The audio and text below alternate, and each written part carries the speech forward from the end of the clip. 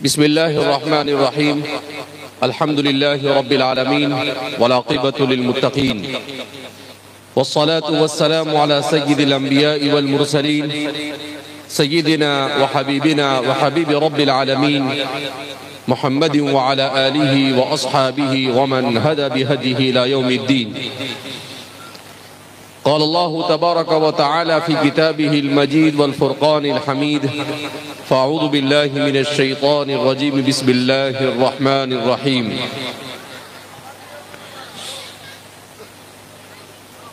كتاب أنزلناه إليك مبارك ليدبروا آياته وليتذكر أولو الألباب. وقال النبي صلى الله عليه وسلم: الدنيا سجن المؤمن، او كما قال صلی اللہ علیہ وسلم. برادران اسلام اور ننداسن سے متعلق رکھنے والے نوجوانان ملت، پردہ نشین خواتین، اس ادارے میں پڑھنے والے طلبہ عزیز، اسٹیج پر جلوہ فوز مہمانان کرام اور اساتذہ اور علماء، ہم اللہ رب العزت کا جتنا بھی شکر ادا کرے کم ہے کہ اللہ رب العزت نے ہمیں فتنوں کے اس دور میں ایمان اور اسلام جیسی عظیم نعمت عطا فرمائی. جس زمین پر ہم زندگی گزار رہے ہیں، یہ زمین اللہ کی بنائی ہوئی، یہ کائنات کی ہر چیز میں اور آپ مسلمان ہیں، ہم اسے بڑی آسانی سے سمجھ لیتے ہیں کہ ان سب چیزوں کو پیدا کرنے والی ذات کس کی ہے؟ اللہ کی. قرآن کریم میں اللہ رب العزت ارشاد فرماتے ہیں: هل أتى على الإنسان حين من الدهر لم يكن شيئا مذكورا. کیا انسان پر ایک زمانہ ایسا نہیں گزرا، لم يكن شيئا مذكورا، کہ اس کا کہیں ذکر نہیں تھا اور اس کا کوئی وجود نہیں تھا. ہم جس دور سے گزر رہے ہیں یہ سائنس اور ٹیکنالوجی کا دور ہے. اس دور کا انسان اپنے آپ کو سب سے زیادہ ذہین، اپنے آپ کو سب سے زیادہ ہوشیار تصور کرتا ہے اور اپنی عقل کے بلبوتے پر تمام مسائل کو حل کرنے کی کوشش کرتا ہے، جبکہ انسان کے مسائل کا صحیح حل انسان کی اپنی عقل سے کبھی نہیں ہو سکتا ہے. اس لیے کہ اگر انسان کے مسائل کا حل صرف انسان کے اپنے عقل اور اپنے علم سے ہو جاتا تو اس وقت سائنس اور ٹیکنالوجی کے اس دور میں دنیا سب سے خوشحال دنیا ہونی چاہیے تھی. اس دنیا میں انسان امن و آشتی کے ساتھ رہنے والا ہونا چاہیے تھا، مگر ہم یہ دیکھتے ہیں کہ یہ سائنس اور ٹیکنالوجی جتنی زیادہ ترقی کرتی جا رہی ہے، انسانی معاشرہ اتنا ہی زیادہ اخلاق کے اعتبار سے گرتا چلا جا رہا ہے. انسانی معاشرہ سائنسی ترقی کے ساتھ ساتھ تباہی کی طرف بڑھتا چلا جا رہا ہے. پہلے انسان آپس میں ایک دوسرے سے جھگڑتے تھے تو ایک انسان کو دوسرے انسان سے خطرہ ہوتا تھا، مگر آج اگر ایک انسان یا ایک ملک کا جھگڑا کسی ملک سے ہو جائے تو پورا ملک تباہی کے دہانے پر کھڑا ہو جاتا ہے اور ڈر لگتا ہے کہ کہیں پر کون آ کر کیا ہتھیار پھینک دے، جس کی وجہ سے سیکنڈوں کے اندر میں ہزاروں نہیں لاکھوں انسان اس دنیا سے چل بسے. اس سے یہی سمجھ میں آ رہا ہے کہ انسان کے اپنے مسائل کا حل خود انسان کی عقل سے ممکن نہیں ہے۔ آج سے 200 سال پہلے مغرب نے دنیا کو یہ سبق پڑھایا، ویسٹرن اور مغرب اور برٹش اور امریکہ اور یورپ نے، کہ اگر اس دنیا میں چین اور سکون کی زندگی گزارنا چاہتے ہو تو سود کے بغیر کام نہیں چلے گا۔ مگر اسی مغرب کے رہنے والے ماہرین آج اس بات کا اقرار کرتے ہیں، انسانی معاشرے کے تباہی کا اگر کوئی چیز سبب ہو سکتی ہے تو وہ سود ہو سکتا ہے۔ پچھلے 25 سالوں میں دنیا میں 4 سے زائد مرتبہ کرائسس ہوا، جس کو ہم مالی بحران کہتے ہیں، کہ دنیا کے مختلف خطے یہ مالی بحران کا شکار ہوئے۔ انہوں نے یہ جاننے کی کوشش کی کہ آخر یہ دنیا میں مالی بحران کیوں آیا، تو تعجب اس بات پر ہوا، کہا کہ دنیا میں مالی بحران اس لیے آیا کہ دنیا میں سود کا نظام رائج ہے، دنیا میں جوا اور سٹے کا نظام رائج ہے۔ کہا اگر جوا اور سٹا، رشوت اور سود کے اس نظام پر کنٹرول کر لیا جائے، اور شراب خوری کے اس نظام پر اور بے حیائی کے نظام پر کنٹرول کر لیا جائے، تو دنیا میں انسانوں کے بہت سارے مسائل حل ہو جاتے ہیں۔ مگر چونکہ کوئی ایسا مذہب نہیں جو لوگ ان باتوں کا سائنس کی بنیاد پر، ریسرچ کی بنیاد پر اور تحقیق کی بنیاد پر اقرار کرتے ہیں کہ ان کا مذہب انہیں کوئی ایسی تعلیم دے وے ٹھوس جس کی بنیاد پر وہ اپنے معاشرے کو ان چیزوں سے بچا سکے۔ مگر قربان جائیے میرے اور آپ کے آقا احمد مصطفیٰ محمد مجتبی حبیب کبریا صلی اللہ علیہ وسلم کی ذات پر، کہ آپ نے انسانی معاشرے کو یہ بات 1400 سال پہلے کہہ دی کہ جس معاشرے کے اندر میں سود عام ہوتا ہے اس معاشرے میں بیماریاں عام ہوتی ہیں۔ جس معاشرے میں سود عام ہوتا ہے، رسول اللہ صلی اللہ علیہ وسلم نے ارشاد فرمایا کہ یہ سود اور ناجائز طریقے سے مال کا کمانا یہ معاشرے میں بیماریوں کو لے کر آتا ہے۔ اسی لیے میرے اور آپ کے آقا صلی اللہ علیہ وسلم نے جگہ پر ارشاد فرمایا کہ میری امت پر ایک زمانہ ایسا آئے گا کہ اس زمانے میں ایسی ایسی بیماریاں وجود میں آئے گی جس کا نام ان سے پہلے ان کے باپ داداؤں نے کبھی سنا بھی نہیں ہوگا۔ اب آپ اندازہ لگائے، کیا آج سے 50 سال پہلے ڈائیبٹیز کو کوئی جانتا تھا؟ نہیں جانتا تھا۔ لیکن آج صورتحال یہ ہے کہ دنیا میں تقریباً 30% سے زیادہ لوگ ڈائیبٹیز کا شکار ہیں۔ آج سے 30-40 سال پہلے کینسر کو کوئی جانتا تھا؟ کوئی نہیں جانتا تھا۔ جبکہ آج دنیا میں 30% سے زیادہ لوگ اس بیماری میں مبتلا ہے، اور ایسا کہا جا رہا ہے کہ جس تیزی کے ساتھ یہ بیماری پھیل رہی ہے، اگر اتنی ہی تیزی کے ساتھ پھیلتی رہی تو اگلے 20 سال میں دنیا میں 60% سے زیادہ لوگ اس بیماری میں مبتلا ہوں گے۔ اللہ ہماری حفاظت فرمائے۔ اس کی وجہ کیا؟ اس کی سب سے پہلی وجہ یہ ظہر الفساد فی البر والبحر بما کسبت ایدی الناس۔ قرآن کریم کہتا ہے کہ خشکی اور تری میں فساد برپا ہو گیا، بیماریوں کے پھیلنے سے، انسانی معاشرے میں لڑائی اور جھگڑے کے اضافے سے، اخلاقی اعتبار سے، بحران سے۔ کہا کیوں؟ بما کسبت ایدی الناس، لوگوں کے اپنے کرتوت کی وجہ سے۔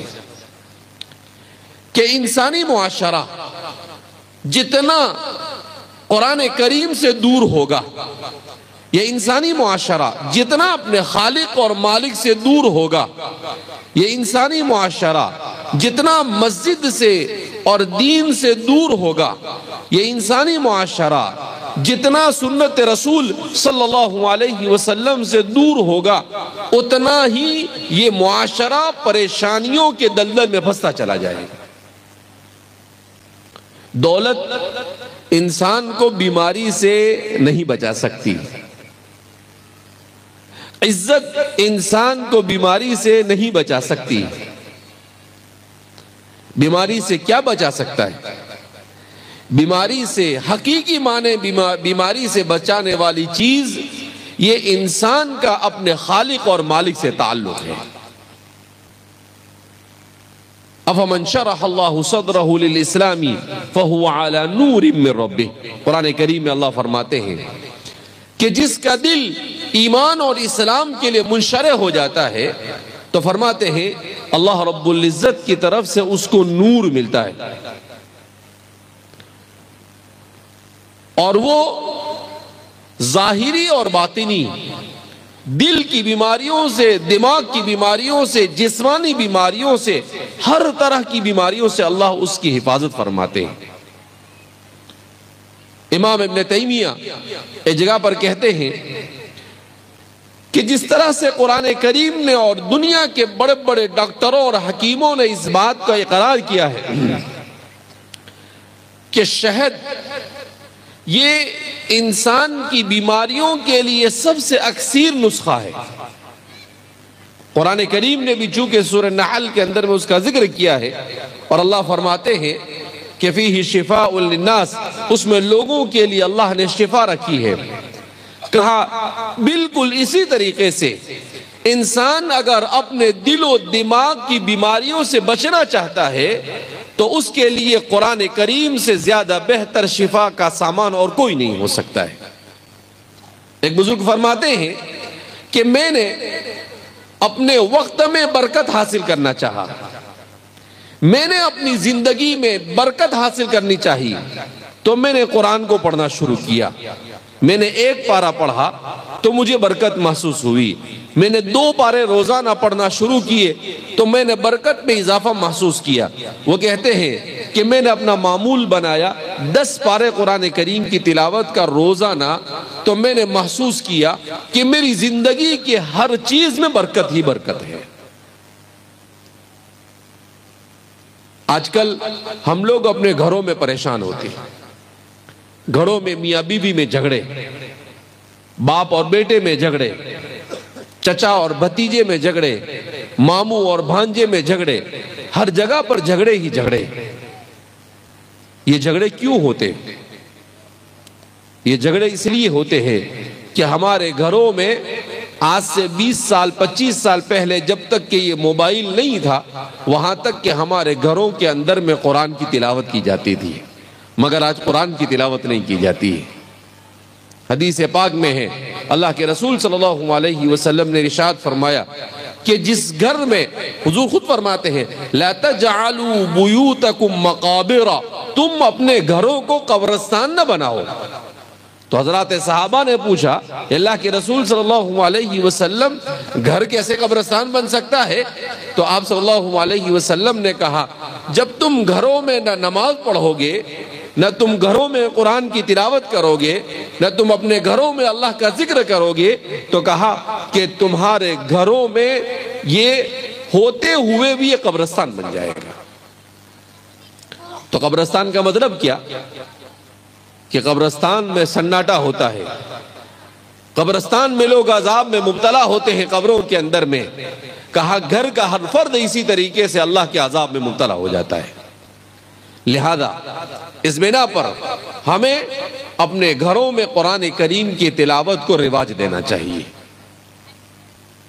آج کل رات میں 12، 1، 2 بجے 3 بجے تک کہ ہمارا نوجوان 4 بجے تک چوراہوں پہ بیٹھ کر ادھر ادھر بیٹھ کر اپنا وقت ضائع کرتا ہے، موبائل کو لے کر بیٹھے رہتے ہیں، اور پھر ہم گھر پر جاتے ہیں، نہ فجر کی نماز پڑھتے ہیں، صبح میں 10 بجے اٹھتے ہیں، اور پھر اس کے بعد ہم کہتے ہیں کہ ہمارے گھروں میں برکت نہیں، یہ بیمار ہے، وہ بیمار ہے، فلاں پریشانی ہے، یہ رزق میں کمی ہو رہی ہے، تو یہ سب کے سب اس لیے ہو رہا ہے کہ نہ ہماری زندگیوں میں نماز باقی رہی، نہ ہماری زندگیوں میں قرآن ہے، نہ ہماری زندگیوں میں اللہ کا ذکر ہے۔ اللہ کے رسول صلی اللہ علیہ وسلم نے کہا کہ اپنے گھر کو قبرستان ہونے سے بچانے کے لیے اپنے گھروں میں نماز کا اہتمام کرنا چاہیے۔ اسی لیے میرے اور آپ کے آقا صلی اللہ علیہ وسلم کا طریقہ یہ تھا کہ سنت نمازیں حضور اپنے گھر میں ادا کرتے تھے۔ فجر کی 2 رکعت سنت رسول اللہ صلی اللہ علیہ وسلم اپنے گھر میں پڑھتے تھے، اس کے بعد مسجد میں آ کر فرض نماز کی امامت کرواتے تھے۔ ظہر سے پہلے 4 رکعت آپ اپنے گھر میں ادا کرتے تھے، پھر اس کے بعد آ کر فرض نماز پڑھاتے تھے، پھر نماز کے بعد اپنے گھر پر جا کر اس کے بعد کی 2 رکعت اور 2 رکعت سنتیں پڑھتے تھے۔ تو رسول اللہ صلی اللہ علیہ وسلم کا معمول یہ تھا کہ سنتوں کو اپنے گھر میں ادا کرتے ہیں، وہ اسی لیے تاکہ گھر میں برکت نازل ہو، گھر مصیبتوں اور پریشانیوں سے محفوظ ہو۔ آج کیا ہوتا ہے کہ آدمی مال اور دولت کمانے کے چکر میں صبح سے گھر سے نکلتا ہے، شام میں آتا ہے، نماز پڑھی تو پڑھی، نہیں تو کچھ نہیں، 2 رکعت 4 رکعت فرض پڑھ لی، اور گھر میں عام طور پر ہماری عورتوں میں دین نہیں ہے، عورتیں نماز نہیں پڑھتی ہے دن میں، اور نہ ہی ہمیں اس کی فکر ہے کہ ہمارے گھروں کے اندر میں نماز پڑھی جا رہی یا نہیں پڑھی جا رہی ہے۔ تو ظاہر سی بات ہے اللہ کے رسول صلی اللہ علیہ وسلم نے ارشاد فرمایا کہ جب تم اپنے گھروں میں نہ نماز پڑھو گے نہ قرآن پڑھو گے تو تمہارے گھر کی مثال یہ قبرستان جیسی بن جائے گی۔ لہذا اس بنا پر آج ہم دنیا کے پیچھے دوڑ رہے ہیں، ہر آدمی کو ایک ہی فکر ہے میرا اچھا گھر بن جائے، ہر آدمی کو ایک ہی فکر ہے کہ میرے پاس اچھی گاڑی ہو، جیسا کہ مکالمے میں کہا گیا کہ کسی کو یہ گاڑی لینی ہے، کسی کو وہ گاڑی لینی ہے، تو ہر آدمی کو ایک فکر لگی ہوئی ہے اپنا اسٹیٹس اچھا ہو جائے اور میرا اچھا گھر بن جائے، اچھا اسکوٹر ہو۔ ہمارا نوجوان ہے تو وہ یہ چاہتا ہے کہ 1.5 لاکھ والا 5 لاکھ روپے اور 10 لاکھ روپے والا اسکوٹر اس کے پاس ہو، 1 لاکھ روپے والا اس کے پاس ایپل کا فون ہو، 1.5 لاکھ روپے والا فون اس کے پاس۔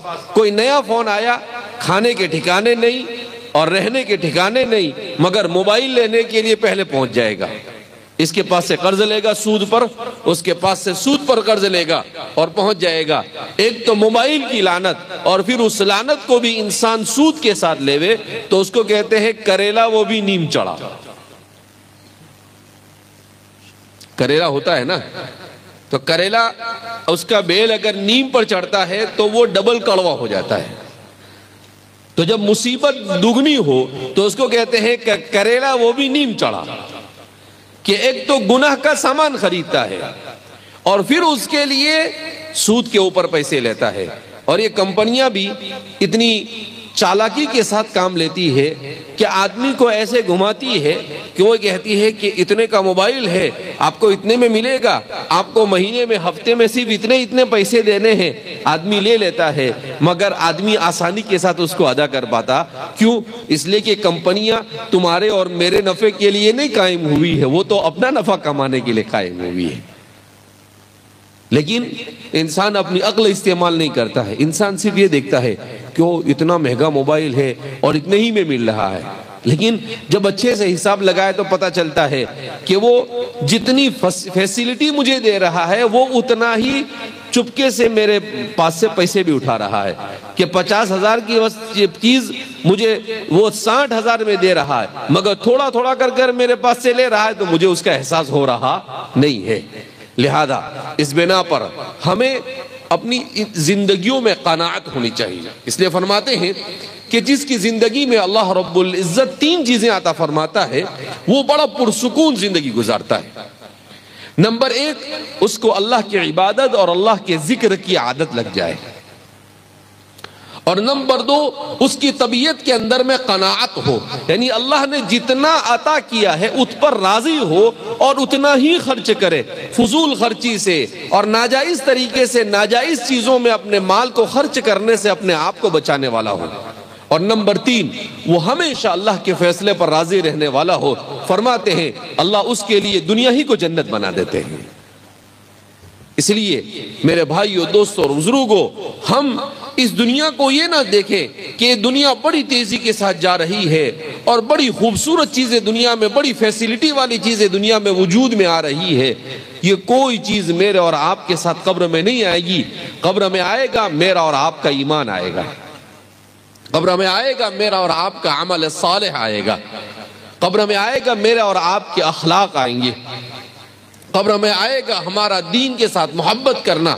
قبر میں ہمارا ساتھ آئے گا اللہ کے رسول صلی اللہ علیہ وسلم کے ساتھ، صحابہ کے ساتھ، علماء کے ساتھ، سلف صالحین کے ساتھ محبت اور ان کے ساتھ تعلق نہ. یہ ساری چیزیں آپ کو قبر کے بعد کی زندگی میں کام لیں گے. یہ دنیا آپ کتنا بھی اس کے پیچھے محنت کرو، یہ جہاں پر آپ کو موت آئی وہ آپ کو چھوڑ کے چلی جائے گی، وہ آپ کے ساتھ نہیں رہے گی. لہذا اس بنا پر ہمیں اپنی زندگی پر غور کرنے کی ضرورت ہے. آج کا مسلمان، اس کو اپنے ایمان کی فکر نہیں ہے، اس کو اپنی اولاد کی ایمان اور اسلامی تربیت کی فکر نہیں ہے. اسے اس چیز کی فکر ہے کہ وہ خود بھی ایسے زندگی گزارے کہ لوگ کہے کہ واہ کیا بات ہے، کیا کپڑا پہنا ہے، کیا چپل پہنا ہے، کیا گاڑی چلا رہا ہے اور کیسے زندگی گزار رہا ہے.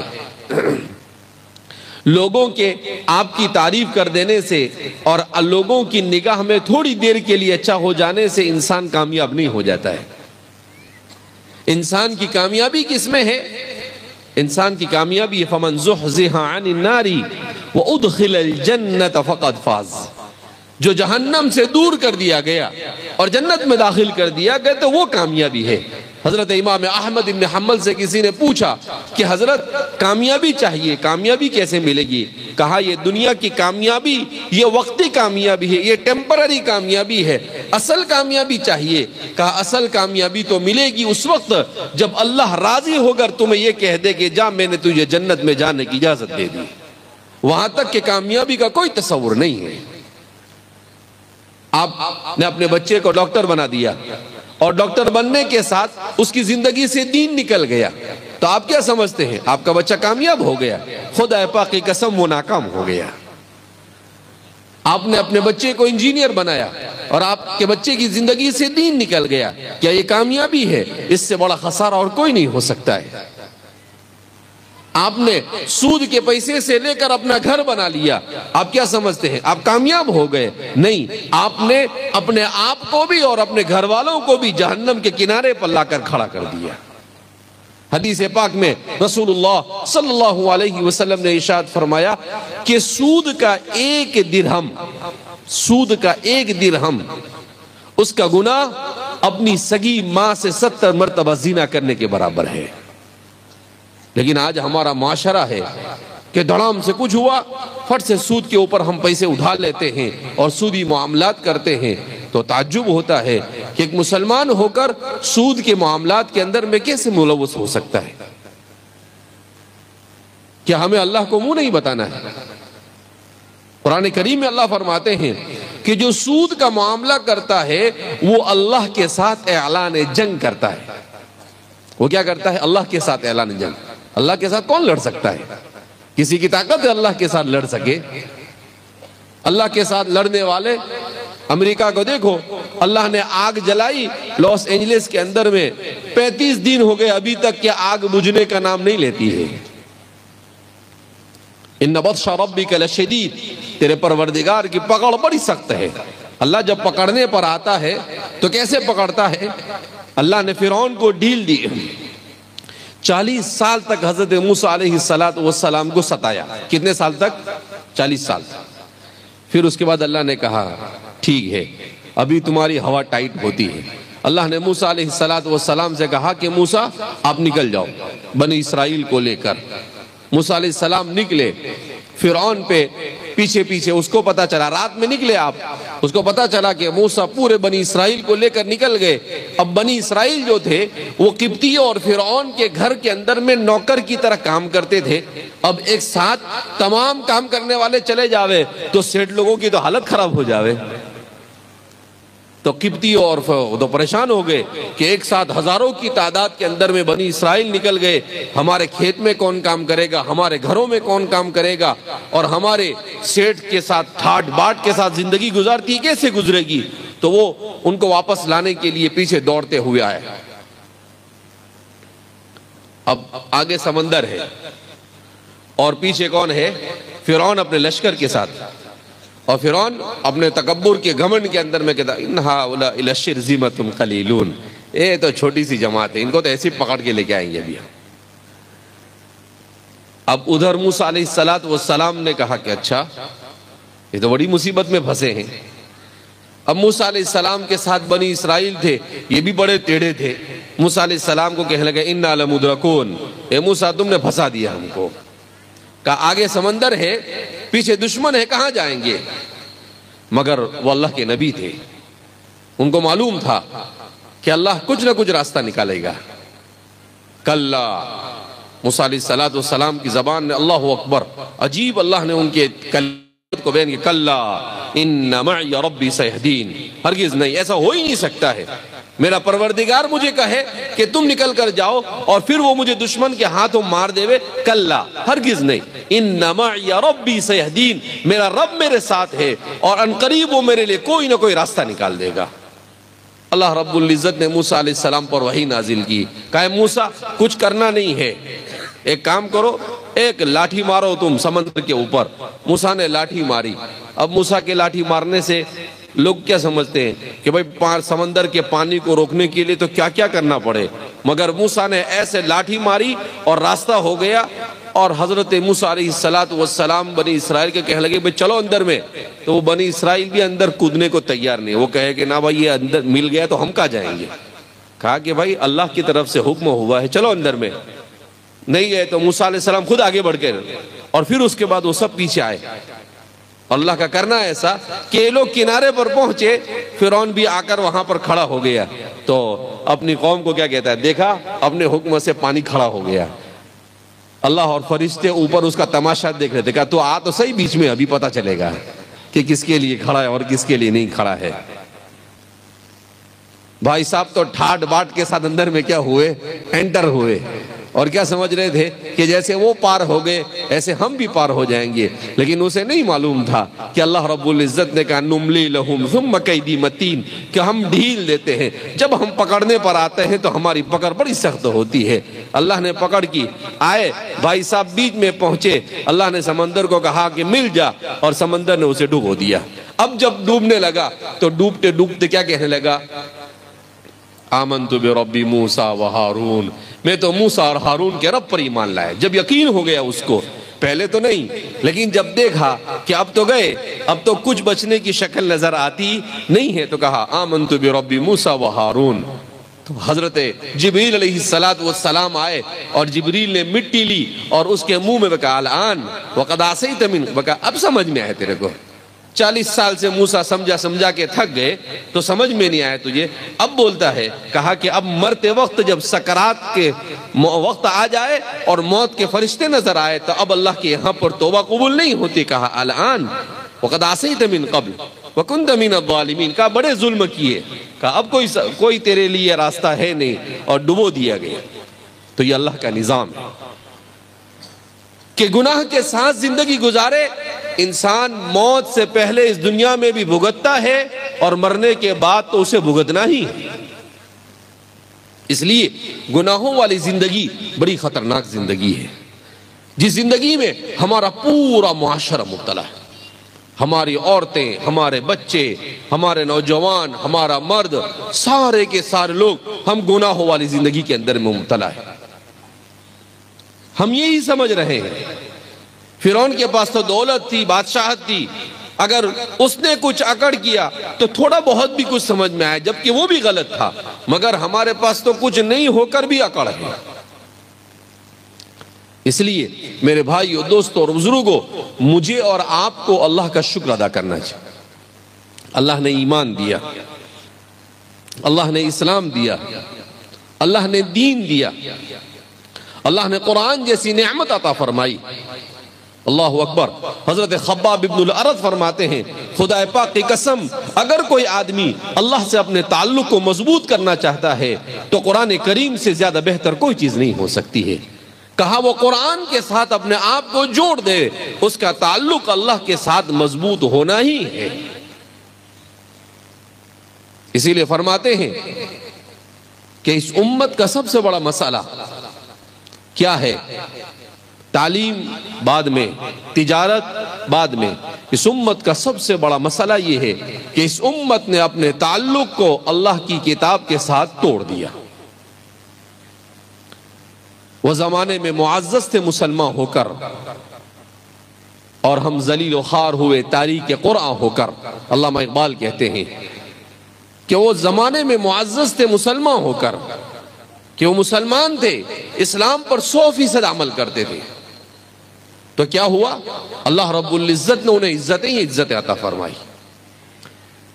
ان کے پاس دولت کم تھی، ان کے پاس بنگلے کم تھے، ان کے پاس گاڑیاں نہیں تھی، ان کے پاس موبائل نہیں تھا، ان کے پاس فرسٹ کلاس گاڑیاں اور فرسٹ کلاس جوتے اور چپل اور کپڑے نہیں تھے، مگر ان کی زندگیوں اور ان کے دل و دماغ کے اوپر اللہ کی محبت سوار تھی۔ والذین آمنوا اشد حبا للہ، قرآن کریم نے جن کے بارے میں کہا، اور جو ایمان لائے وہ اللہ سے بے پناہ محبت کرتے تھے، ایسی محبت کرتے تھے کہ اللہ کے دین کے لیے جب کچھ قربان کرنے کی باری آئے اپنی دولت لٹا دیتے تھے، اللہ کے دین کے لیے قربان کرنے کی موقع آئے اپنی اولاد کو قربان کر دیتے تھے، اپنی جانوں کو قربان کر دیتے تھے، اور کہتے تھے سب جا سکتا ہے مگر اللہ کے دین کا سودا نہیں کر سکتے۔ سیدنا حضرت ابو ہریرہ رضی اللہ تعالیٰ عنہ رسول اللہ صلی اللہ علیہ وسلم کے انتقال کے بعد دیکھتے ہیں کہ لوگ بازار کے اندر میں اپنی تجارت کے اندر میں مگن ہے، تو حضرت ابو ہریرہ بازار میں آتے ہیں اور آواز لگاتے ہیں، یا ایھا الناس، اے لوگو۔ لوگ متوجہ ہو جاتے ہیں کہ صحابی رسول راویۃ الاسلام سیدنا حضرت ابو ہریرہ کیا کہہ رہے ہیں۔ جب لوگ متوجہ ہوتے ہیں تو حضرت ابو ہریرہ کہتے ہیں، دیکھو مسجد نبوی میں رسول اللہ صلی اللہ علیہ وسلم کی میراث تقسیم ہو رہی ہے اور تم یہ دنیا کے اندر میں لگے ہوئے ہو۔ تو لوگ اپنا دکان وکان سب چھوڑ کے سیدھا مسجد نبوی میں۔ لوگ کیا سمجھ رہے تھے کہ آپ صلی اللہ علیہ وسلم کی میراث، تو دنیا والا تو میراث دولت کو ہی سمجھتا ہے، تو سمجھے کہ حضور کی میراث تقسیم ہو رہی ہے، یعنی حضور کے کپڑے، حضور کی دولت تقسیم ہو رہی ہے۔ اب جب آ کر دیکھا تو وہاں کچھ بھی نہیں، تو حضرت ابو ہریرہ کو بولنے لگے کہ یا ابا ہریرہ، یہ ہمارے ساتھ مذاق کیا آپ نے۔ تو حضرت ابو ہریرہ نے کہا ادھر آؤ میرے ساتھ، اور پھر دیکھا کہ مسجد میں کچھ لوگ ہیں جو اللہ کے ذکر میں بیٹھے ہوئے ہیں، کچھ لوگ ہیں جو دین کے سیکھنے سکھانے میں لگے ہوئے ہیں۔ تو حضرت ابو ہریرہ نے کہا کہ یہ اللہ کی وراثت ہے، یہ اللہ کے رسول کی وراثت ہے، دولت اللہ کے رسول کی وراثت نہیں ہے۔ میں تمہیں یہی سکھانا چاہ رہا تھا کہ لوگوں دنیا میں کیا مگن ہو، تم دین کو سیکھو، اللہ کے ذکر کے اندر میں اپنے آپ کو مشغول لوگو۔ یہ ہے میرے اور آپ کے آقا صلی اللہ علیہ وسلم کی وراثت۔ اسی لیے حضرت خود نبی کریم صلی اللہ علیہ وسلم نے ارشاد فرمایا، العلماء ورثۃ الانبیاء والانبیاء لم يورثوا دینارا ولا درہما وانما ورثوا العلم فمن اخذها اخذ بحد وافر۔ کہ علماء انبیاء کے وارث ہیں، اور انبیاء دینار اور درہم اور روپے اور پیسے کی وراثت نہیں چھوڑتے، وانما ورثوا العلم، انبیاء کی میراث یہ علم ہے۔ لہذا جسے علم سیکھنے سکھانے کا موقع مل جائے تو حضور نے کہا کہ اسے خوب محنت سے حاصل کرے اور جتنا ہو سکے اپنے آپ کو علم سے آراستہ کرے۔ آج ہماری نسلوں سے جو ایمان اور اسلام رخصت ہو رہا ہے، ابھی ایک ہفتے سے بھی کم دن ہوئے، ایک صاحب آئے اور مجھے کہنے لگے کہ مولانا دعا فرمائے، حالات بڑے خراب ہیں۔ گجرات کی ایک جگہ کے، نام لینا مناسب نہیں۔ میں نے کہا کیا ہوا؟ کہا ہمارے گاؤں میں ایک بچہ 28 پارے قرآن کریم کا حافظ تھا، اس نے عیسائی مذہب اختیار کر لیا۔ یہ ہمارے گجرات کی صورتحال ہے۔ پھر کہنے لگے کہ ایک بچی قرآن ناظرہ پڑھی ہوئی، دیندار گھرانے کی بچی، مگر غلط ماحول میں جا کر اس نے علم کو حاصل کیا، ڈاکٹر بننے کے لیے چلی گئی تو وہ آدیواسی کے ساتھ اس نے شادی کر لیا اور اسلام سے نکل گئی۔ میرے بھائیو، دوستو اور بزرگ، کتنی بڑی محرومی ہے! اس سے بڑی محرومی اور کوئی نہیں ہو سکتی ہے کہ انسان اپنے ایمان کا سودا کر بیٹھے۔ یہ کیوں ہو رہا ہے؟ یہ اس لیے ہو رہا ہے کہ ہم اپنے بچوں کی زندگی میں ایمان اور علم کو نہیں ڈال رہے۔ ان کو دین سکھانا پڑے گا، اپنے گھروں کے اندر میں اس کی اہمیت کو بتانا پڑے گا۔ اصل میں ایک ہفتے پہلے ہم نے ایک پروگرام رکھا تھا اپنے یہاں پر، تحفظ عقائد اسلامیہ، کہ امت میں ارتداد کا فتنہ تیزی کے ساتھ پھیل رہا ہے، امت تیزی کے ساتھ بے دینی کی طرف جا رہی ہے، ایمان اور اسلام کے راستے کو چھوڑ رہی ہے۔ تو میں کافی دنوں سے سوچ رہا تھا اس کی وجہ کیا، تو اس کی سب سے بنیادی وجہ یہ کہ امت کو عقیدہ ہی نہیں معلوم کہ اللہ کے بارے میں ایک مسلمان کا عقیدہ کیا ہونا چاہیے، نبی کے بارے میں اور اللہ کے رسول کے بارے میں مسلمان کا عقیدہ کیا ہونا چاہیے، کچھ معلوم نہیں۔ قیامت کے بارے میں کیا عقیدہ ہونا چاہیے، تقدیر کے بارے میں کیا عقیدہ ہونا چاہیے، ہمیں کچھ معلوم ہی نہیں۔ ظاہر سی بات ہے، جب نہیں معلوم ہے تو انسان کو اس کی اہمیت نہیں، جس چیز کا علم نہیں ہے اس کی اہمیت کم ہو جاتی ہے، اور جب اہمیت کم ہو جاتی ہے تو آدمی اس چیز کو چھوڑنے کے لیے کیا ہو جاتا ہے؟ آمادہ ہو جاتا ہے۔ تو اسی مجلس میں وہ آئے تھے ایک عالم صاحب، انہوں نے مجھے بتایا، مجھے بڑا افسوس ہوا۔ پھر ہم لوگوں نے یہ پروگرام بنایا کہ بھائی امت کے ہر فرد کو عقیدہ سکھاؤ۔ ہم لوگ جماعت میں جاتے ہیں، فضائل سکھاتے ہیں، مکاتب کے اندر میں مسائل سکھا دیتے ہیں، مگر عقیدے پر جیسی محنت کرنی چاہیے ویسی محنت نہیں کر رہے ہیں۔ یہ بہت بڑی کمی ہے ہماری۔ تو پھر ہم نے کہا کہ بھئی بنیادی عقائد بہت چھوٹی سی چیز ہے، کوئی بہت بڑی چیز نہیں، مگر فکر نہیں ہم کو۔ جب میں نے اس کو جمع کیا تو مشکل سے 50 سے 60 عقیدے ایسے ہیں جو ہر مسلمان کو جاننا چاہیے۔ ہمارے بچوں کو یہ نہیں معلوم کہ کفر کیا ہے، ہمارے بچوں کو یہ نہیں معلوم کہ شرک کیا ہے، ہمارے بچوں کو یہ نہیں معلوم ایمان کیا ہے، ہمارے بچوں کو یہ نہیں معلوم کہ فسق اور فجور کیا ہے، گناہ کیا ہے، کچھ معلوم نہیں۔ تو ظاہر سی بات ہے وہ چیزوں کے اندر میں پھنستے چلے جا رہے ہیں۔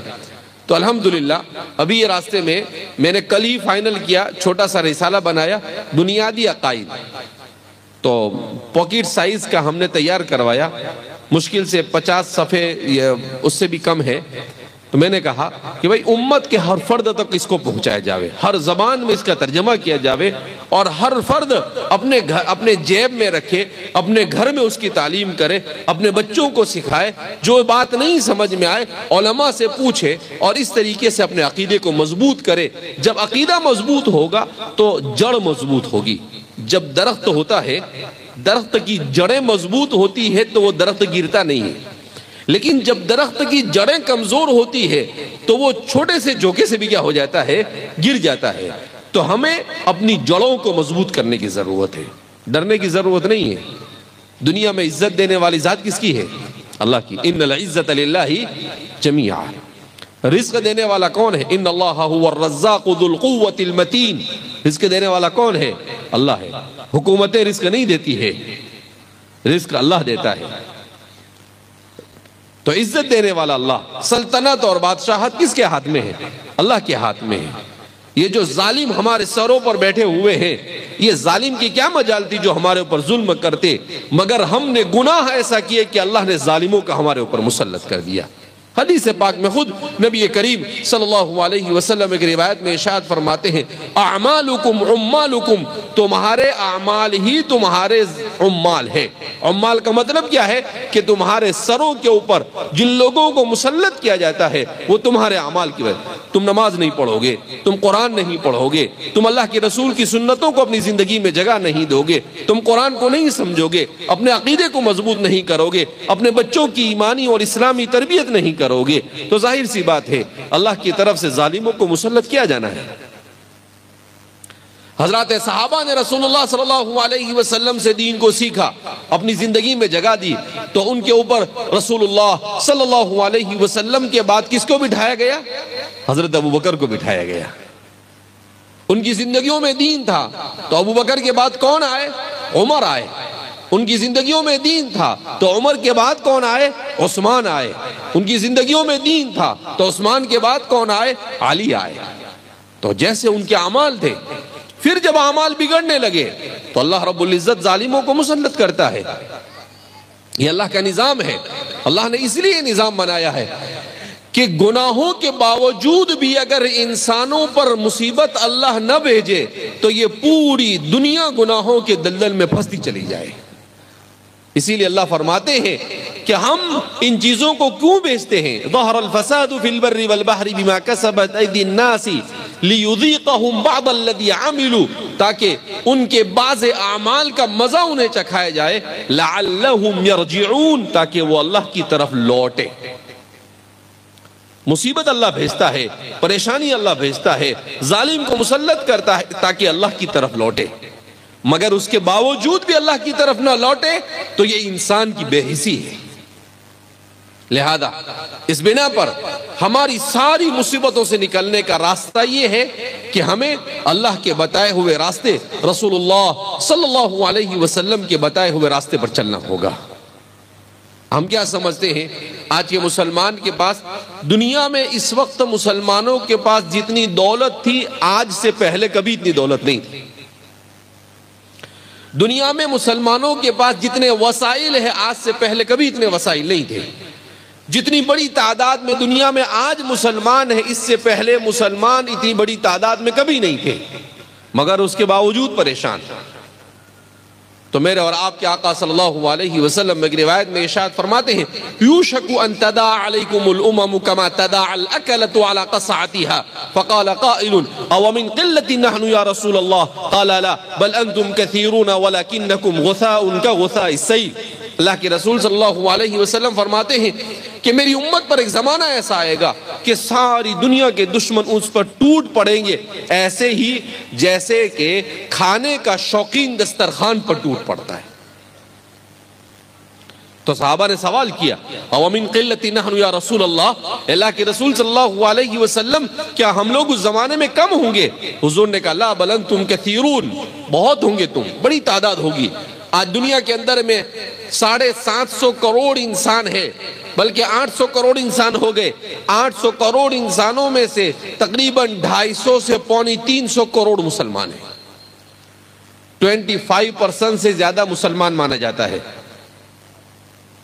کتنی بڑی تعداد ہے، مگر حضور فرماتے ہیں وَلَكِنَّكُمْ غُثَاءٌ كَغُثَاءِ السَّيْلِ، مگر تمہاری حیثیت کیسی ہوگی؟ سمندر کے جھاگ کی طرح۔ جھاگ کس کو کہتے ہیں؟ سمندر کا۔ پانی کی عادت یہ ہے کہ اس میں آپ کوئی بھی چیز ڈالو تو پانی اسے کنارے پر لا کر چھوڑ دیتا ہے۔ آپ تھیلی ڈالو، آپ چاہے اس میں کچرا ڈالو، کچھ بھی ڈالو تو اسے وہ کنارے پر لا کر چھوڑ دیتا ہے۔ اسی کو عربی زبان کے اندر میں غثاء کہتے ہیں، جس کو اردو زبان کے اندر میں جھاگ کہا جاتا ہے، یعنی سمندر کا کچرا جس کو ہم کہیں گے آسان زبان میں۔ تو وہ کنارے پر لا کر کہا کتنی بڑی تعداد میں مسلمان ہوگے، مگر دنیا میں ان کی کوئی حیثیت نہیں ہوگی، کوئی سننے والا نہیں ہوگا۔ 60,000 کی تعداد میں بھی ان کو مار دیا جائے گا تو دنیا میں کسی کے سر پہ جوں بھی نہیں رہے گی۔ تو صحابہ نے فوراً سوال کیا کہ اللہ کے رسول صلی اللہ علیہ وسلم ایسا کیوں ہوگا؟ تو حضور فرماتے ہیں کہ الوہن کا ایک بیماری ہوگی میری امت میں۔ وہ کون سی بیماری؟ وہن کی بیماری۔ صحابہ کو نہیں سمجھ میں آیا کہ وہن کیا ہے، تو ایک صحابی نے سوال کیا وَمَا الْوَهْنُ يَا رَسُولَ اللَّهِ، اللہ کے رسول صلی اللہ علیہ وسلم یہ وہن کیا ہوتا ہے؟ حضور نے کہا حب الدنیا وکراہیت الموت، دنیا سے محبت کرنا اور موت کو پسند نہ کرنا۔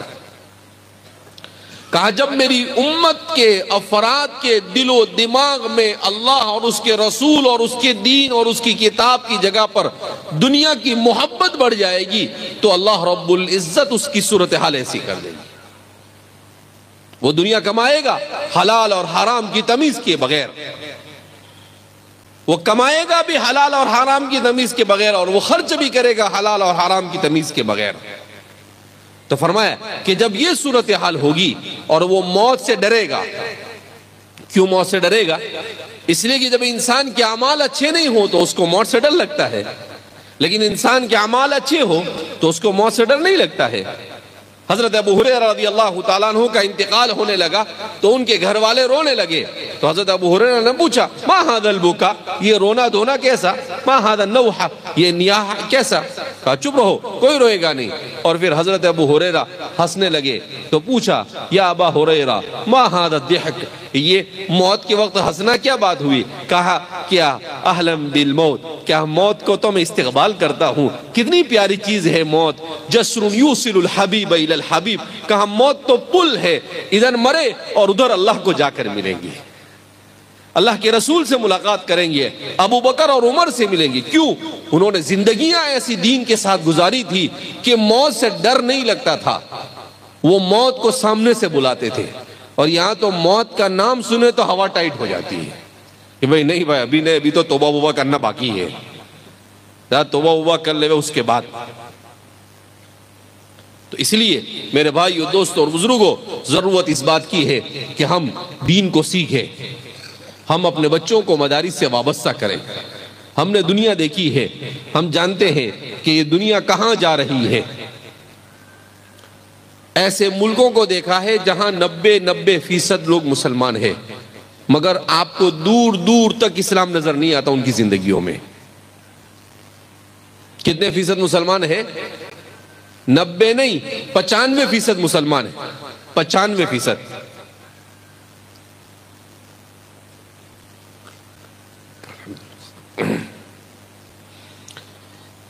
ابھی 3 مہینے پہلے میں ازبکستان گیا تھا. امام بخاری وہاں کے، امام ترمذی وہاں کے، امام دارمی وہاں کے، ایسے ایسے علماء جن کی کتابیں ہمارے مدرسوں کے اندر میں آخری سال میں دور حدیث شریف میں پڑھائی جاتی ہے. مگر مجھے ہمارے دوست عبدالقیوم غیفیروف ایئرپورٹ پر لینے آئے اور وہاں سے سیدھے ایک جگہ لے کر جانے لگے دیہات میں. تو وقت بہت کم تھا. میں نے کہا کہاں لے جا رہے ہو؟ کہا کہ مولانا ایک جگہ پر دعا کرنا ہے. میں نے کہا ٹھیک ہے. پھر وہاں گئے، کھانا وانا کھائے. کھانے کے بعد انہوں نے کہا کہ مولانا یہاں پر ہم مدرسہ شروع کرنا چاہتے ہیں، آپ دعا کریں. تو میں نے کہا کیوں؟ تو انہوں نے کہا 90 نہیں 95% مسلمان، حکومت بھی مسلمان. کہا مولانا مدرسہ نہیں چلا سکتے آسانی کے ساتھ. کہا ہم کو احسن القواعد بھی پڑھانا ہو تو گورنمنٹ سے اجازت لینی پڑتی ہے، اگر اجازت دے تو ٹھیک ورنہ نہیں. کہا اس سے پہلے بھی ہم نے شروع کیا تو گورنمنٹ نے بند کر دیا، لیکن اب پھر ہم شروع کر رہے ہیں تو آپ دعا کرو. تو کہنے کا مطلب یہ ہے کہ جہاں پر دین کی اتنی عظیم کتابیں لکھی گئی ان جگہوں پر اس وقت صورتحال یہ ہے. پھر وہ عبدالقیوم صاحب مجھے کہنے لگے کہ مولانا آپ کے ہندوستان کے علماء کی کتابیں ہمیں بہت پسند ہیں. وہ اردو بولنے لگے. تو میں نے کہا تم نے کہاں سیکھی اردو؟ تمہاری زبان تو ازبک زبان ہے، تمہیں کیسے اردو آتی ہے؟ تو کہا کہ ہم لوگ اردو سیکھتے ہیں اور ہندوستان کے علماء کی کتابوں کا اردو سے ہماری زبان میں ترجمہ کرتے ہیں. انہوں نے کہا کہ میں نے 19 کتابوں کا ترجمہ کیا ابھی تک. تو میرے ذہن میں فوراً قرآن کی آیت تلک الایام نداولها بین الناس. میں نے کہا اللہ انہی دنوں کو ہم ان کی کتابوں کو پڑھ رہے ہیں اور وہ ہمارے اکابرین کی کتابوں کو تلاش کر کر اس کے ترجمے کر رہے ہیں. تو اس لیے یہ مدارس جس کو ہم کچھ نہیں سمجھتے ہیں، یہ مدرسے نہ ہوتے تو دین ہماری زندگیوں میں نہیں ہوتا. ہم نام کے کام کے نہیں، ہم مسلمان ہی نہیں ہوتے. اس بات کو سمجھنا چاہیے. یہ اگر کوئی کہے تو ایک بار نہیں 100 بار قسم کھا کے میں کہہ سکتا ہوں. 1835 میں لارڈ میکالے آیا تھا لعنت اللہ علیہ والملائکۃ والناس اجمعین، انگریزوں کے زمانے میں، اور اس نے کہا تھا کہ میں ایسا نظام تعلیم یہاں پر نافذ کروں گا کہ 50 سال کے بعد ایک بھی ہندوستانی مسلمان باقی نہیں رہے گا. 50 سال میں سب کو عیسائی بنا دے. ہمارے علماء نے کہا ٹھیک ہے، وَمَكَرُوا وَمَكَرَ اللَّهُ وَاللَّهُ خَيْرُ الْمَاكِرِينَ. اللہ کہتے ہیں دیکھ لیتے ہیں، تو بھی سازش کر اور ہم بھی تدبیر کرتے ہیں، اور کون بھاری آتا ہے. اللہ نے علماء کو کھڑا کیا، کہا بناؤ مدرسے. ان کے پاس پیسہ ہے، ان کے پاس طاقت ہے، ان کے پاس سب کچھ ہے. اللہ نے کہا کہ کوئی بات نہیں، میں کمزوروں سے اپنے دین کی حفاظت کر لوں گا. علماء نے مدارس بنائے، مکاتب بنائے، دعوت و تبلیغ کا نظام شروع کیا. 50 سال نہیں 200 سال ہو گئے اس کے چیلنج کو. انگریز کا تو ہندوستان کے کونے کونے میں کہیں پتہ نہیں، مگر الحمدللہ ہندوستان، پاکستان، بنگلہ دیش سب کو ملاؤ تو تقریباً 70 کروڑ مسلمان پائے جاتا ہے. اس نے تو یہ بھی کہا تھا کہ ہندو بھی ختم ہو جائیں گے اور مسلمان بھی ختم ہو جائیں گے. لیکن اللہ جزائے خیر عطا فرمائے ہمارے علماء کو کہ ہمارے علماء نے کہا کہ نہیں، وہ ہمت نہیں ہارے. وہ میرے اور آپ کے جیسے پھسپھسے نہیں تھے، وہ ہمت سے ڈٹ گئے. انہیں کہا نہیں، دشمن کو بھی بھگائیں گے اور اپنے دین کو اپنی نسلوں کے اندر میں زندہ رکھیں گے. تو اس لیے ہمیں ان سب چیزوں سے محبت کرنی چاہیے.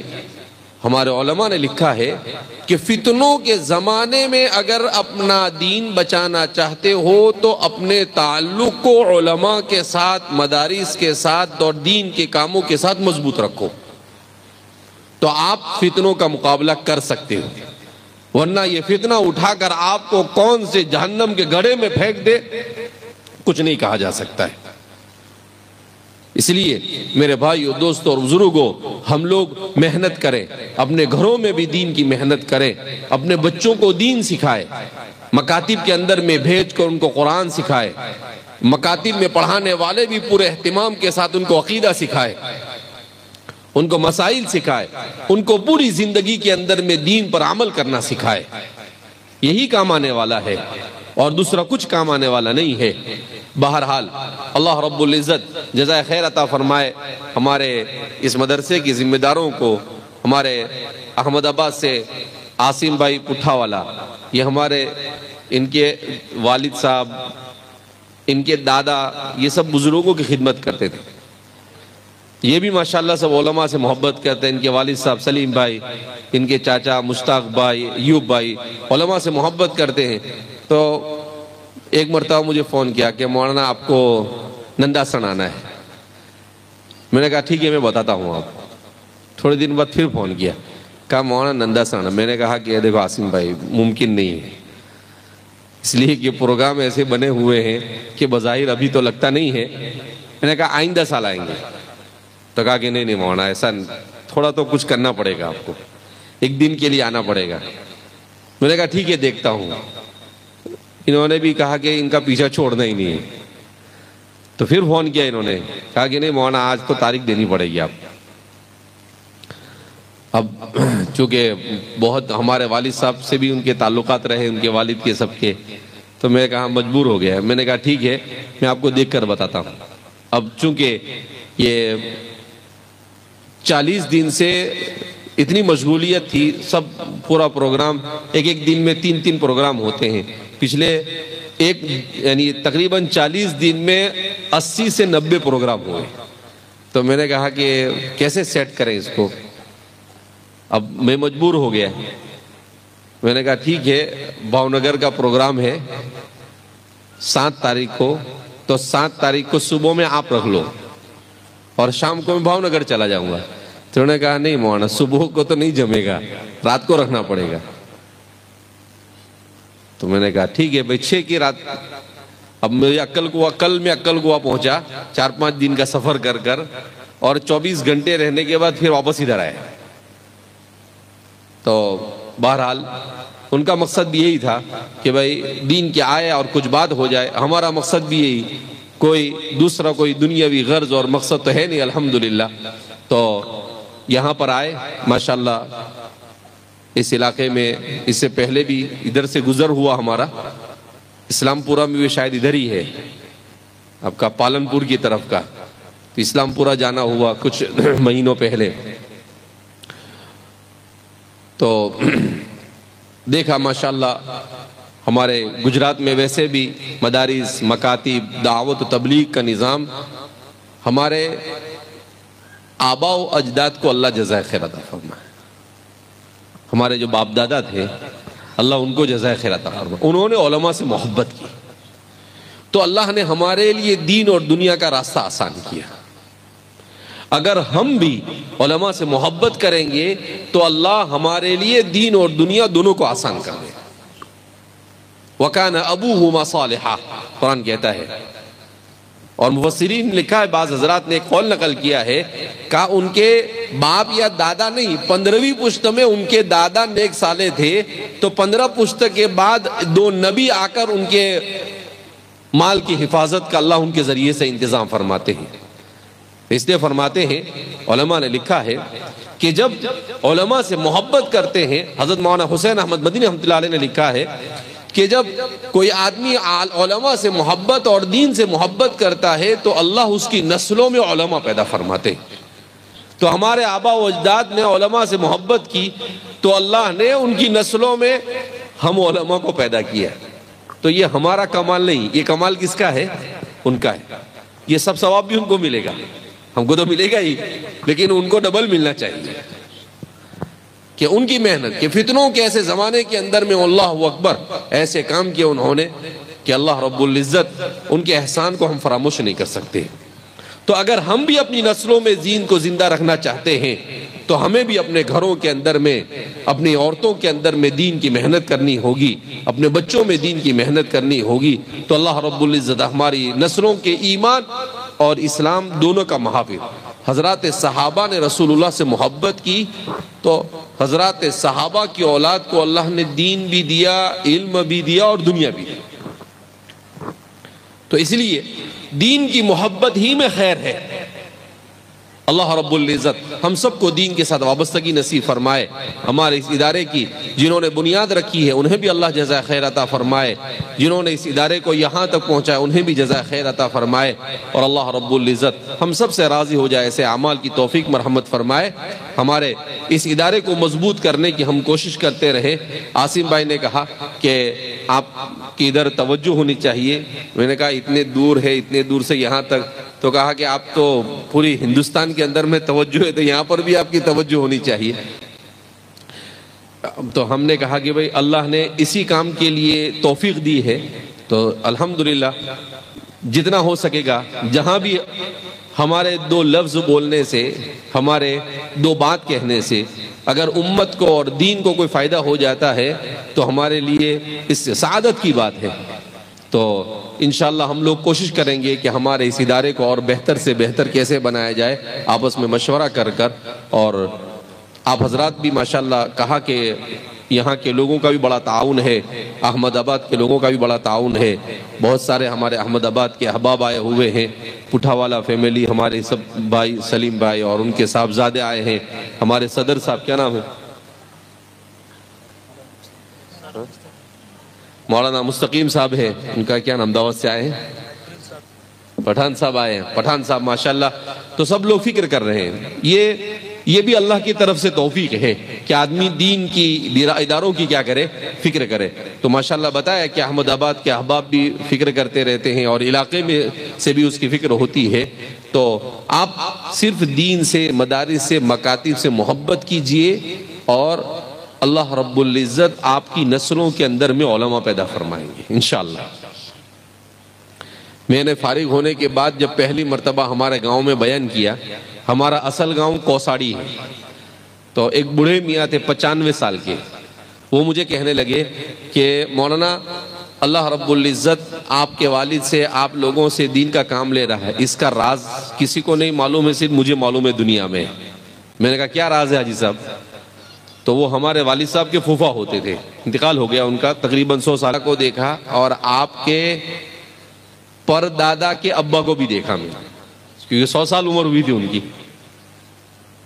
کہا کہ آپ کے پردادا کے ابا، ان کا نام محمد تھا، مجھے بھی نہیں معلوم تھا، انہوں نے بتایا. کہا اتنے نیک کہ جہاں کہیں پتا چلتا تھا کہ کوئی عالم یا بزرگ ہوئے ہیں، تو اس زمانے میں تو گاڑیاں تھی نہیں، تو گھوڑا گاڑی لے کر یا بیل گاڑی لے کر 50 100 60 کلومیٹر تو وہاں پہنچ جاتے تھے.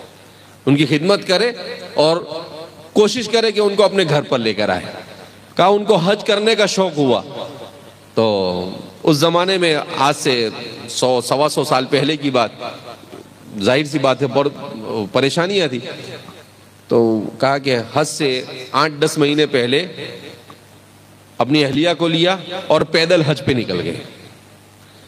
کہا ہندوستان سے پیدل حج کرنے گئے مکہ، مکہ سے لوگ گاڑیوں کے اندر میں مدینہ جا رہے تھے، تو انہوں نے کہا کہ نہیں، میں وہاں سے نیت کر کے آؤں کہ میں پیدل چلوں گا.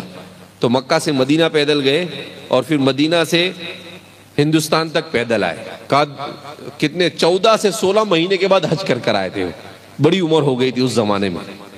کہا کہ علماء سے محبت، قرآن سے محبت.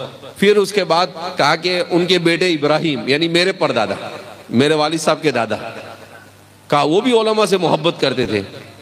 پھر آپ کے دادا، وہ تو کہا کہ آپ کے دادا سے تو میں بڑا ہوں، کہا کہ وہ بھی علماء سے محبت کرتے تھے.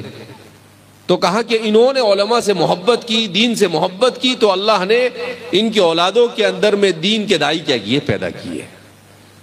تو اللہ رب العزت اپنی ہماری نیکیاں یہ ہماری ذریتوں کو کام آتی ہے. تو اس لیے ہم اخلاص کے ساتھ علماء سے محبت کریں، دین سے محبت کریں گے تو انشاءاللہ اللہ رب العزت بھی ہمارے نسلوں کے اندر میں دین کو زندہ رکھے گا. اللہ رب العزت اس ادارے کا تعاون کرنے والوں کو بھی جزائے خیر عطا فرمائے، اور اللہ رب العزت ہمارے اس علاقے میں روئے زمین پر جتنے بھی دین ادارے ہیں ان تمام اداروں کو ترقیات سے مالا مال فرمائے. اللہ ظاہری اور باطنی فتنوں سے ہماری حفاظت فرمائے. اللہ کہنے سننے سے زیادہ عمل کی توفیق مرحمت فرمائے. وآخر دعوان الحمدللہ رب العالمین. ٹھیک جلدی تکمیل حفظ کرنے والے طلبہ اکرام اسٹیج پر تشریف لائیں. حافظ عبد المتین ابن شاہد بادرگڑھ، حافظ شہنواز حافظ الماس بن یونس ننداسن، حافظ شمشاد بن تسلیم بہار، جلدی آئے بھائی جلدی آئے. حافظ محمد بن یونس ننداسن، حافظ عطا اللہ بن غیاث الدین بہار، حافظ زید بن ذاکر حسین ننداسن، حافظ محمد بن یوسف ننداسن. ایک صاحب خیر کی طرف سے 4500 روپیہ سائدہ اکرام کو اور 4500 بچوں کو، پروگرام کے شریک طلبہ کو، اور 10,000 روپیہ صدقے کے مدرسے میں، اور ایک صاحب خیر کی طرف سے 500 روپیہ مدرسے میں، 500 روپیہ بچوں کو اور 500 روپیہ سائدہ اکرام کو. بھائی ساتھی بیٹھے، جانے کا ماحول نہ بنائے. حضرت کی دعا پر ہماری مجلس کا اختتام ہوگا انشاءاللہ.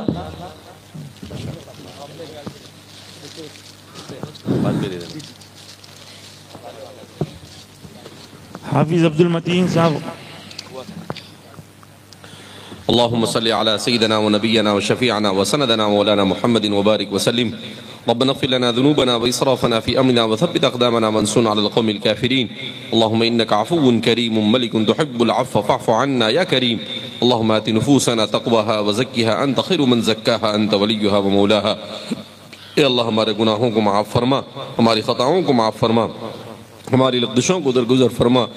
اے مولا کریم، فتنوں کے دور سے گزر رہے ہیں اللہ، ہر قسم ہر طرف سے ہر طرح کی فتنے ہمارے طرف منڈلا رہے ہیں. اے اللہ ہمارے ایمان اور اسلام کو ہمارے سینوں سے اچکنے کی کوششیں کر رہے ہیں. اے اللہ تو ہی ہمارا محافظ بننا، اے مولا کریم ربنا لا تزغ قلوبنا بعد اذ ہدیتنا وہب لنا من لدنک رحمہ، اے اللہ ہدایت کے بعد گمراہی سے ہماری حفاظت فرما۔ اے مولا کریم، اے اللہ ہندوستان کے مسلمانوں کی جان مال عزت آبرو کی حفاظت فرما، اے اللہ حرمین کی حفاظت فرما، اے اللہ بیت المقدس کی حفاظت فرما۔ اے مولا کریم، اے پروردگار عالم، جہاں کہیں مسلمان پریشان حال ہے ان کی پریشانیوں کو دور فرما، اے اللہ ہماری نسلوں کے ایمان اور اسلام کی حفاظت کے انتظام فرما، اے اللہ ہمارے مدارس کی حفاظت فرما، ہمارے مکاتب کی حفاظت فرما۔ اے مولا کریم، اے پروردگار عالم، اے اللہ تو راضی ہو جائے ایسے اعمال کی توفیق مرحمت فرما۔ اے مولا کریم، اے اللہ تیرے در پر تجھ سے مانگنے کی توفیق مرحمت فرما، قرآن سے محبت نصیب فرما، ایمان سے محبت نصیب فرما، رسول اللہ صلی اللہ علیہ وسلم کا عشق نصیب فرما، آپ صلی اللہ علیہ وسلم کی سنتوں کو اپنی زندگی میں جگہ دینے کی توفیق مرحمت فرما۔ اے اللہ ہماری عورتوں اور ماں بہنوں کی زندگی میں دین کو زندہ فرما۔ اے مولا کریم، اے اللہ ہمیں اپنی اولاد کی ایمانی اور اسلامی تربیت کی توفیق مرحمت فرما، ہماری اولادوں کو ہماری آنکھوں کی ٹھنڈک بنا، ہماری اولادوں میں حفاظ اور علماء پیدا فرما، تیرے دین کے داعی پیدا فرما۔ اے مولا کریم، ایسی اولاد عطا فرما، اے مولا کریم جو دنیا اور آخرت میں ہمیں عزت عطا کرنے والی اور آخرت میں ہمارے لیے نجات کا ذریعہ بن جائے۔ اے پروردگار عالم، اے ذوالجلال والاکرام، حاضرین مجلس کی مغفرت فرما، سب کی جائز تمناؤں کو پورا فرما۔ اے اللہ جو بیمار ہیں انہیں شفا کاملہ عاجلہ مستمرہ دائمہ کلیہ نصیب فرما، جو مقروض ہیں ان کی قرض کی ادائیگی کی شکلیں پیدا فرما، فضول خرچی سے ہمارے معاشرے کی حفاظت فرما، حرام خوری سے ہمارے معاشرے کی حفاظت فرما، بد زبانی سے، بد کلامی سے، بد کرداری سے، بد اخلاقی سے ہمارے معاشرے کی حفاظت فرما۔ اے مولا کریم، ہمارے نوجوانوں اور خاص طور پر نوجوان بچیوں کی حفاظت فرما۔ اے مولا کریم، اے اللہ فتنہ ارتداد سے ہماری حفاظت فرما، اے اللہ فتنہ الحاد سے ہماری حفاظت فرما۔ اے مولا کریم، اے پروردگار عالم، ہماری مساجد کو آباد کرنے کی توفیق مرحمت فرما۔ اے اللہ ہمیں اپنے گھروں میں قرآن کی تلاوت کی توفیق مرحمت فرما، نمازوں کا اہتمام کرنے کی توفیق مرحمت فرما۔ اے مولا کریم، اے اللہ تو راضی ہو جائے ایسے اعمال کی توفیق مرحمت فرما، ہمارے ان مدارس کا تعاون کرنے والوں کو دارین میں بہترین بدلہ عطا فرما، مکاتب کی حفاظت فرما، مکاتب کا تعاون کرنے والوں کو بھی جزائے خیر عطا فرما۔ اے اللہ ہمارے دنداسن کے اس ادارے کی اور اس کے قائم کرنے والے اور اس کو چلانے والے، اسے ترقی دینے والے، اے اللہ جو بھی لوگ ہیں ان سب کو دارین میں بہترین بدلہ عطا فرما۔ اے پروردگار عالم، جو لوگ ان میں سے تیرے پاس آ چکے ان کی مغفرت فرما۔ اے مولا کریم، جو لوگ زندہ ہیں انہیں عافیت اور صحت کے ساتھ عمر دراز نصیب فرما۔ اے اللہ ہمارے جتنے بھی ادارے دارالعلوم دیوبند، مظاہر العلوم، ندوۃ العلماء، جامعہ کلکوا، اے اللہ جتنے بھی ہمارے ادارے ان تمام اداروں کی حفاظت فرما۔ اے مولا کریم، ہم کام کرنے والوں کو اخلاص عطا فرما، ریاکاری سے، عجب سے، کبر سے، فخر سے ہماری حفاظت فرما۔ اے مولا کریم، ہم سب کو دعاؤں کا اہتمام کرنے کی توفیق مرحمت فرما۔ اے اللہ رو رو کر تیرے پاس مانگنے کی توفیق مرحمت فرما۔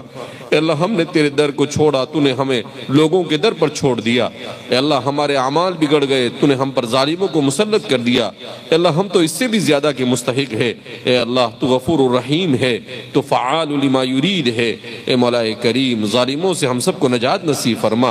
اے اللہ اگر ہم نے اپنے اعمال کو اصلاح کر لی تو ظالم خود بخود سے دنیا سے مٹ جائیں گے۔ اے اللہ اس سے پہلے بھی بڑے بڑے ظالم آئے، اے اللہ ان سب کو تو نے مٹایا۔ اے اللہ اس وقت کے جتنے ظالم ہیں اللہ انہیں بھی ملیا میٹ فرما۔ اے پروردگار عالم، ہم نے جو مانگا عطا فرما، جو مانگنے سے رہ گیا وہ عطا فرما، ہم نے اپنے اعتبار سے مانگا تو اپنے شان شان عطا فرما۔ ہماری دعاؤں کو نبی کریم صلی اللہ علیہ وسلم کے صدقہ طرفین میں قبول فرما۔ وصلی اللہ علی نبینا محمد وعلی آلہ واصحابہ اجمعین برحمتک یا ارحم الراحمین والحمد للہ رب العالمین۔